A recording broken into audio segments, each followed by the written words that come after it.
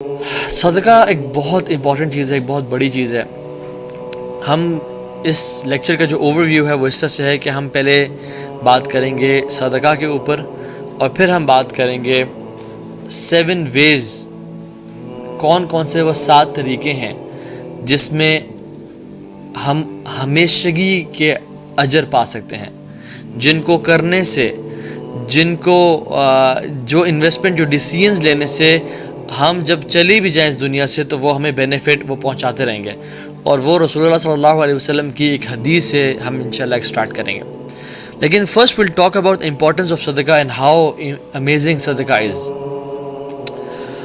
صدقہ جو ہے نا، سبحان اللہ، ایک ایسی بریلینٹ چیز ہے۔ میں آپ کو ایگزامپل دے کے سمجھاتا ہوں۔ ایک شخص، مرد و عورت، میاں بیوی ہیں، وہ مرد اگر نماز نہیں پڑھتا اور وائف اگر نماز پڑھ رہی ہے تو وائف کی نماز پڑھنا مرد کو جنت میں نہیں لے جائے گا۔ وَلَا تَزِرُ وَازِرَةٌ وِزْرَ أُخْرَى، کوئی کسی کا بوجھ نہیں اٹھائے گا۔ ہر انسان یوم القیامت فردا، ہر انسان قیامت کے دن اکیلا اللہ تعالیٰ کے سامنے پیش ہوگا، اکیلا حاضر ہوگا۔ بلکہ لوگ تو ایک دوسرے سے بھاگ رہے ہوں گے۔ یوم یفر المرء من اخیہ وامہ وابیہ وصاحبتہ وبنیہ، لوگ اپنے باپ سے، بھائی سے، ماں اپنے بیٹے سے، سب نفسا نفسی کا عالم ہوگا۔ تو کوئی نیک بیوی، اس کی نمازیں، اس کی تہجد کسی مرد کو فائدہ نہیں پہنچا سکتی، یا اگر مرد نیک ہے تو اس کی تہجد، اس کی نماز بیوی کو فائدہ نہیں پہنچا سکتی آخرت میں۔ مطلب وہ کچھ بھی نہ کر کے آئے ہو، ہاں دنیا میں تو فائدہ اس طرح پہنچا سکتے ہیں کہ شاید اس کو تلقین ہو جائے، شاید وہ نمازیں پڑھنا شروع ہو جائے، لیکن آخرت میں ہی کی not count on that deeds کہ اللہ میری بیوی تو کرتی رہی نا، مجھے بھی تو کرنے دیں۔ اور رسول اللہ صلی اللہ علیہ وسلم نے اپنی بیٹی فاطمہ کو بھی فرمایا رضی اللہ تعالی عنہا، جو کہ جنت کی شہزادی ہیں، اور کیا فرمایا کہ فاطمہ عمل کر لو، کیونکہ عمل تمہارے اصل کام آئے گا۔ لیکن یہ جو صدقہ ہے نا، یہ اتنے امیزنگ چیز ہے۔ رسول اللہ صلی اللہ علیہ وسلم نے فرمایا کہ صدقہ کا 1 درہم، یعنی 10 روپیز، اگر ہم روپیز میں بات کریں، یا $10، 3 لوگوں کو جنت میں لے کے جائے گا۔ یہ رسول اللہ صلی اللہ علیہ وسلم نے ایگزامپل دی، اور فرمایا کہ صدقہ کا 1 درہم 3 لوگوں کو جنت میں لے کے جائے گا۔ اور وہ کیسے؟ وہ ہسبینڈ جو کہ مال کماتا ہے، وہ بیوی جو مال کی حفاظت کرتی ہے اور اس کو خرچنے کا ارادہ کرتی ہے، اور اس بیوی کی اولاد یا اس کا غلام جو اس کو ٹرانسپورٹ کرتا ہے اور واقعتاً مستحق انسان تک پہنچاتا ہے۔ اللہ اکبر۔ تو 1 درہم سے 3 لوگ جنت میں جائیں گے۔ اب ہسبینڈ، اس نے صدقہ کی نیت سے نہیں بھیجا بیوی کو، یا صدقہ کی نیت سے نہیں کمایا، لیکن وہ ارن کرتا ہے، مے بی وہ دبئی میں ہے یا سعودی عرب میں ہے، اینڈ ہی ارنز ہز منی، اور وہ پاکستان میں بیوی اس کی، وہ اس کو بھیجتا ہے۔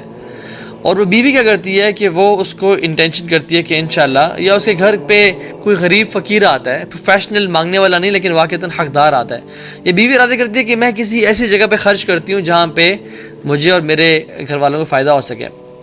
تو وہ بیوی اس کے مال کو سنبھال کے رکھتی ہے، اس کو اسراف میں، شاپنگ میں، آن لائن سٹورز اور اس چیزوں میں خرچ نہیں کرتی، بلکہ وہ نیک صالح بیوی ہے، وہ اللہ کے راستے میں خرچ کرنا چاہتی ہے، تو سنبھال کے رکھتی ہے اور اس کو صدقہ کی نیت سے دیتی ہے اپنی اولاد کو یا اپنے غلام کو۔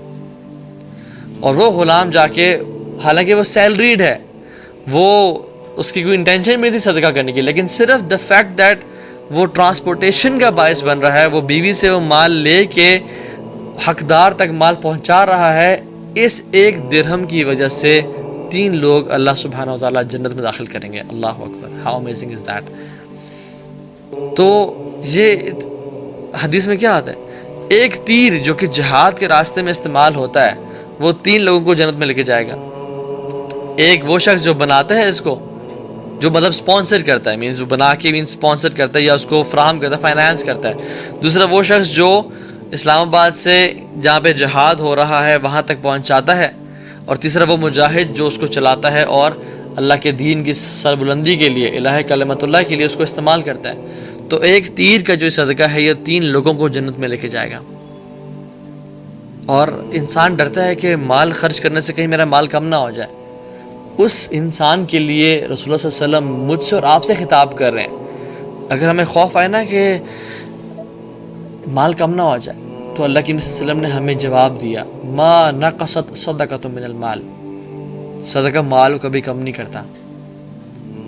یہ شیطان کا جھوٹا پرومس سچا ہے یا رسول اللہ صلی اللہ علیہ وسلم کا صادق المصدوق کا پرومس سچا ہے کہ مال جو ہے وہ کم نہیں ہوتا صدقہ دینے سے؟ ہاں تمہارے والٹ میں تو شاید کچھ نوٹس کم لگ رہے ہوں یا تمہارے بینک بیلنس میں تو کم ہو گئے ہوں، لیکن ایکچوئل میں تمہیں زندگی میں پتہ چل جائے گا کہ مال تمہارا کم نہیں ہوا. اللہ تعالیٰ ڈفرینٹ اینگل سے ڈفرینٹ ذریعوں سے دیں گے، اور دنیا میں نہیں تو آخرت میں تو تمہیں اس کا ضعف و مضاعفہ تمہیں بڑھا چڑھا کے ملے گا. مال کم نہیں ہوتا، کیا اتنا ہی رہتا ہے؟ اتنا بھی نہیں رہتا، بلکہ بڑھتا ہے. حدیث میں کیا آتا ہے؟ ایک اینجل، ایک فرشتہ دن میں اناؤنسمنٹ کرتا ہے کہ یا اللہ جو مال خرچ کرے تو اس کو مزید عطا کر، اور یا اللہ جو مال روکے اس کو تو برباد کر دے. یہ دن میں اناؤنسمنٹ کرتا ہے فرشتہ کہ جو مال خرچ کرے تو اس سے عطا کر، اور جو مال روکے تو اس کو تباہ برباد کر دے. اور رات میں بھی ایک فرشتہ یہ اناؤنسمنٹ کرتا ہے. میں حدیث کا مفہوم بتا رہا ہوں، I am not quoting the exact words, لیکن یہی مفہوم ہے کہ اللہ کے نبی نے فرمایا. اللہ تعالیٰ فرماتے ہیں من ذا الذی یقرض اللہ قرضا حسنا، کون ہے تم میں سے جو اللہ رب العالمین کو ذو العرش المجید فعال لما یرید کو یقرض اللہ قرضا حسنا، اللہ تعالیٰ کو بہترین قرض حسنہ دے، فیضاعف لہ، اور اللہ تعالیٰ اس کے لیے اس کو بڑھا چڑھا دے، اضعافا کثیرا، کتنا بڑھانا؟ اضعافا کثیرا. اور یہ کون کہہ رہا ہے؟ کوئی بچہ یا انسان نہیں کہہ رہا، یہ اللہ رب العالمین کہہ رہے ہیں. اور امیجن اللہ تعالیٰ کے ہاں کثیرہ کتنا ہوگا، ہم اپنی ذہن و گمان میں بھی اس کو نہیں لا سکتے. اللہ تعالیٰ جس کو بڑھانا چاہیں بڑھا سکتے ہیں. رسول اللہ صلی اللہ علیہ وسلم نے امیر صحابہ غریب صحابہ بلال رضی اللہ تعالیٰ عنہ کو فرمایا یا بلال انفق ولا تخشى ذی العرش اقلالا، اے بلال تم خرچ کرو اور مت ڈرو کہ عرش کا مالک تم پہ خرچ کرنے سے روکے گا. تم خرچ کرو اور مت ڈرنا کبھی زندگی میں کہ ذو العرش المجید اور فعال لما یرید وہ تم پہ خرچ نہیں کرے گا. کیسے ہو سکتا ہے کہ جب ہم اس رب کو راضی کرنے کے لیے مال دیں تو وہ ہم پہ خرچ نہ کریں؟ اور ڈیفینیٹلی آج کل ہر بندہ خوف میں ہے، پریشان ہے. کووڈ-19 کے second wave it is on its peak, اور ہم بڑی بری خبریں سن رہے ہیں. ہم اگر اپنے آپ کو بچانا چاہتے ہیں وباؤں سے، بیماریوں سے، اور اپنے مریضوں کو شفا دینا چاہتے ہیں، رسول اللہ صلی اللہ علیہ وسلم نے ہمیں ایک علاج بتا دیا بہت سارے علاج میں سے، اور وہ ہے کہ داؤ مرضاکم بصدقہ، اپنے مریضوں کا علاج صدقے سے کرو. یہ میں آپ کو گنواتا جا رہا ہوں کہ صدقے کے بینیفٹس کتنے ہیں. شاید کوئی تو میں اثر کر جائے، شاید کوئی تو میں ہٹ کر جائے. حالانکہ صحابہ رضی اللہ تعالیٰ عنہ کو اتنے بڑے بڑے بیانات، اتنے بڑے بڑے ہر حدیث کی فضیلت نہیں پتہ، وہ صرف ایک آیت سن کے اپنا سب کچھ دے دیتے تھے. ان کے ایمان تازے تھے. شاید ہمارے ایمان اتنے بوسیدہ ہو چکے ہیں اور جائزنگ پڑ چکا ہے کہ ہمیں اچھی طرح رگڑنا پڑتا ہے حدیث اور قرآن کی روشنی میں کہ شاید کوئی ان سے ایمان کی چنگاری اور ایمان کا نور نکلے اور ہم پہ اثر ہو جائے.